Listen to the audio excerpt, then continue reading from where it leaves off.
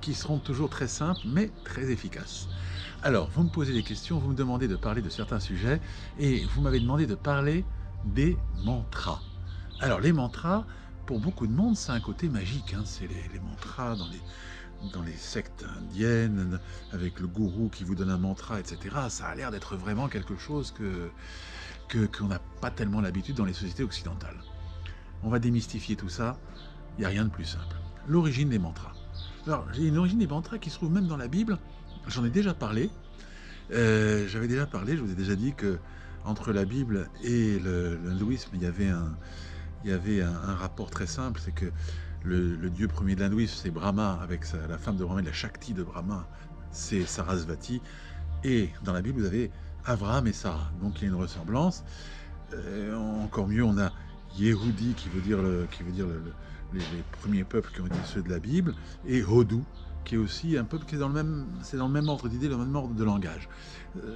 Petit intérêt comme ça linguistique, mais qui est important, donc qui nous donne l'origine des mantras, puisque dans un texte commentaire biblique, on voit que ces mantras auraient été un cadeau que Abraham a donné aux enfants qu'il avait avec sa deuxième ou troisième femme, qui s'appelait Ketura, et qui étaient des sons qu'il avait appris de l'Égypte et qu'il voulait donner, qu'il avait appris par les pharaons égyptiens, et que lui aussi avait transformé, que lui aussi avait changé, parce qu'il ne voulait pas qu'il y ait d'impureté dedans, et qui aurait été au-delà du désert de Gobi. Donc vous voyez, et c'est comme ça que le commentateur très ancien le raconte. Donc ça a un intérêt.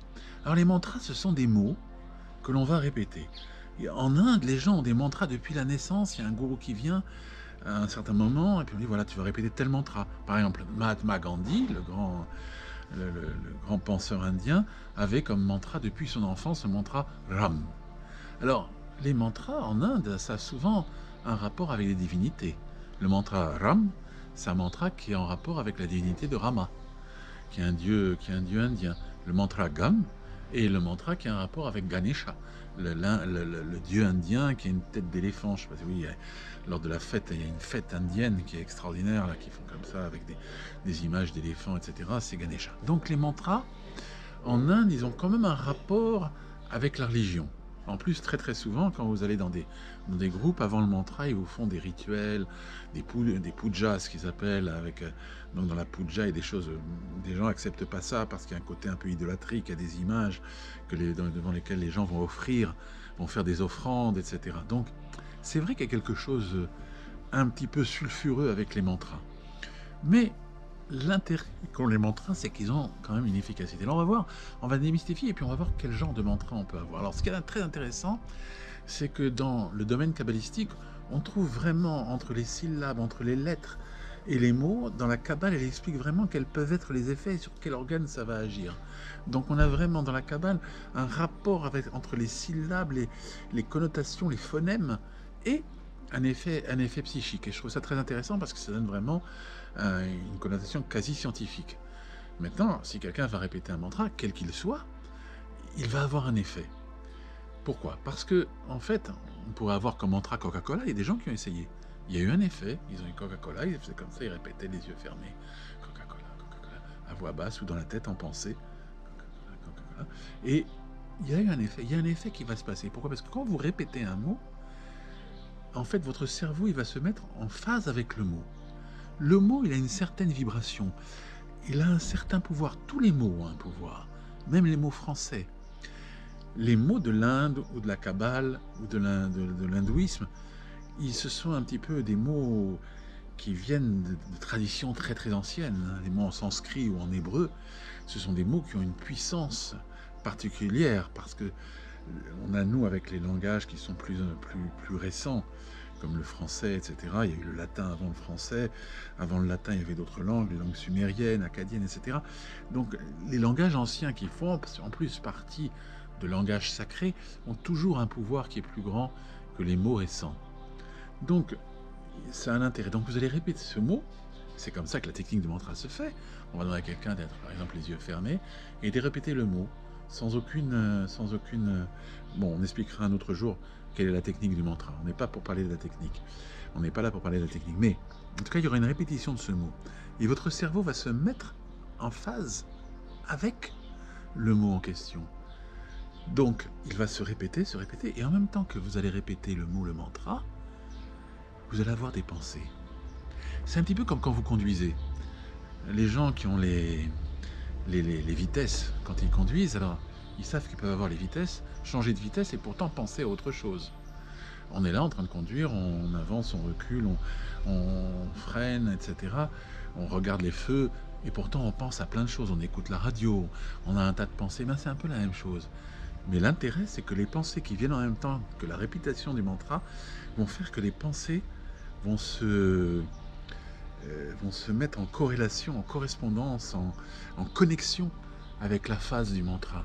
Et il va y avoir donc quelque chose d'extraordinaire qui va se passer, c'est que très très souvent les pensées vont se libérer d'impacts émotionnels qui seraient négatifs, grâce à cette mise en phase avec le mantra. Donc vous voyez, c'est intéressant, c'est comme si vous preniez un train et en même temps vous avez des parfums dans ce train, vous avez des choses qui se passent dans le train, un spectacle ou un traitement à l'intérieur ou je ne sais quoi. Alors, est-ce qu'on pourrait faire, je parlais tout à l'heure de Coca-Cola. Oui, Coca-Cola, c'est un effet si vous répétez Coca-Cola. Est-ce que l'effet est bénéfique ou négatif? C'est pas moi qui vais vous le dire. Mais à mon avis, je ne crois pas trop à un effet extraordinaire avec Coca-Cola. Par contre, il y a des mots qui sont extraordinaires. Il y a même quelqu'un qui a écrit un livre entier de mots qu'il appelait ça les mots magiques, si je me souviens bien. Je ne me souviens pas de son nom. J'essaierai de le retrouver, de vous le mettre. Et il crée plein de mots magiques, comme par exemple vous cherchez quelque chose, dites obtenez. Obtenez, ça fait que vous allez trouver la chose que vous cherchez. Il y avait plein de mots comme ça extraordinaires. Et vous savez, vous avez des mots même en français. Par exemple, lorsque vous dites le mot joie ou allégresse, vous allez répéter comme ça. Joie, joie, joie, plein de fois. Vous allez voir que ça va un petit peu vous mettre en joie. La joie va venir à vous. Vous dites allégresse, allégresse, allégresse. Amusement, sourire, sourire. Vous répétez les mots vont avoir une influence sur vous. Et si vous les répétez comme des mantras, avec la même technique de mantra, vous allez voir que ça va avoir une influence sur vous. Et une influence même très très forte. Parce que ces mots, vous avez été élevé avec. Ils font partie de votre cerveau. Ce sont des mots qui ont une signification dans votre cerveau, qui immédiatement ont un agissement. Et regardez, répétez. Fermez les yeux, répétez. Joie, joie, joie, joie, joie. Joie, et vous allez ressentir quelque chose. Beaucoup d'entre vous vont ressentir quelque chose. Vous allez voir.